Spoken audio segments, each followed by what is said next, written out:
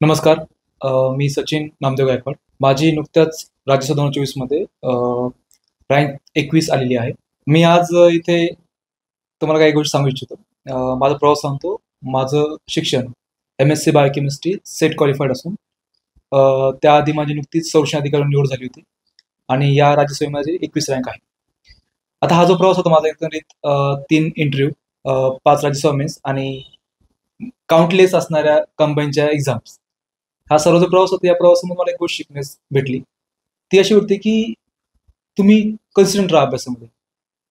Consistency खूप matter करते. तुम्ही पेशन्स, कन्सिस्टन्सी आणि आयोगावर विश्वास ठेवा. आयोग काय करतंय किंवा आयोगाचं काम काय हे आपलं काम नाही. आपलं काम असलं अभ्यास करणं असलं. तुम्ही शेवटपर्यंत अभ्यास करा. आणि एक दुसरी गोष्ट म्हणजे मला वाटतं माझ्या जर्नीमध्ये शिकलो ती म्हणजे की तुमचा PYQ जो असतो, प्रिव्हियस इयर क्वेश्चन्स, हा तुमचा म्हणू शकतो एक बायबल आहे किंवा मग एक भगवद्गीता आहे की जी तुम्हाला सांगते बाबा अभ्यास कसा करायचा. म्हणून मला असं वाटतं की PYQ म्हणजे प्रिव्हियस इयर क्वेश्चन प्लस तुमचे एक स्टँडर्ड बुक घ्या. खूप मल्टिपल बुक नकोच. कोणत्याही विषयासाठी एक बुक रेफर करा. बाबा मला हिस्ट्री करायचं तर मग एक बुक घेतोय मी किंवा पॉलिटिकल एक बुक घेतोय. तेच बुक कंटिन्युअसली रिडिंग करा. मल्टिपल टाइम रिव्हिजन हे तुमच्या कोणत्या एक्झामला सिक्रेट फंड आहे. तुम्ही जर त्या गोष्टी मल्टिपल रिव्हिजन करतायत तर नक्कीच तुमचा स्कोर वाढतो. आणि मला असं वाटतं की तुम्ही ना शेवटपर्यंत सातत्य टिकून ठेवा. आणि काय म्हणतो ना, साधी सिंपल गोष्ट म्हणजे काय आपल्या हातात चाल छडी नसते. तर तुमचा हा जो वर्क असतो म्हणजे तुमच्या आयुष्यातले तुम्ही जे वर्ष घालतात स्पर्धा परीक्षेमध्ये, हे 5 वर्ष 7 वर्ष असतील. पण तुम्ही ते सातत्यपूर्ण काही गोष्टी करताय त्यामुळे खचू नका जाऊ. माझे स्वतःचे 2 इंटरव्ह्यू खूप म्हणजे आपण मार्जिनने केलेत, 1-1 मार्क केले होते.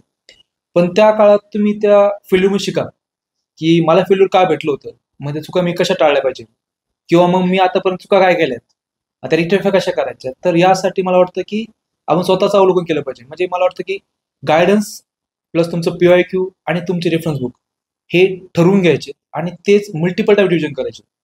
आणि रिव्हिजन करताना एक प्रॉपर प्लॅन करा की बाबा मला किती दिवसात काय संपवायचंय आणि ते बाउंड ठेवा. स्वतःला बाउंड करा की असं नाही की बघ एखादं सांगतोय म्हणून मी तयारी करतोय.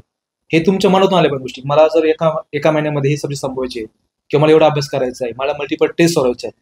टेस्ट, PYQ, तुम रेफरन्स बुक हे तुम्हाला की असणार आहे तुमच्या कोणत्या एक्झाममध्ये पास होण्यासाठी.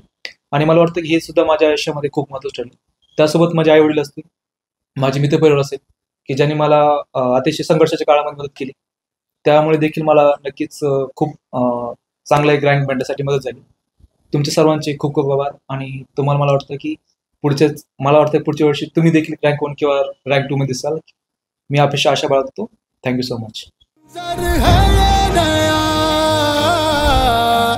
कि उड़ रही है बेधड़क सी